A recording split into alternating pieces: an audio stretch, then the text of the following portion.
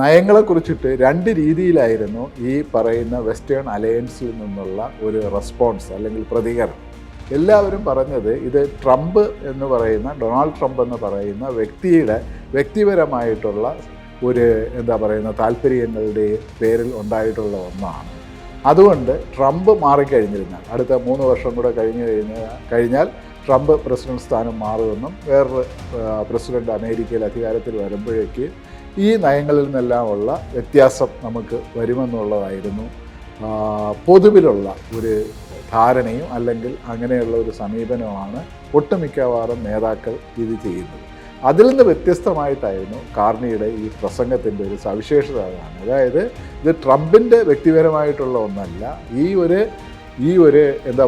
OECD സഖ്യം നേരിടുന്ന സ്ട്രക്ചറലായിട്ടുള്ള ഘടനാപരമായിട്ടുള്ള ഒരു പ്രതിസന്ധിയുടെ ഒരു സംഭവം കൂടെയാണ് ഇതെന്നുള്ളതാണ് അദ്ദേഹം പ്രധാനമായിട്ടും വച്ചത്. അതാണ് ആ പ്രസംഗത്തെ മറ്റുള്ളവരിൽ നിന്നും വ്യത്യസ്തമാക്കുന്ന ഇത്.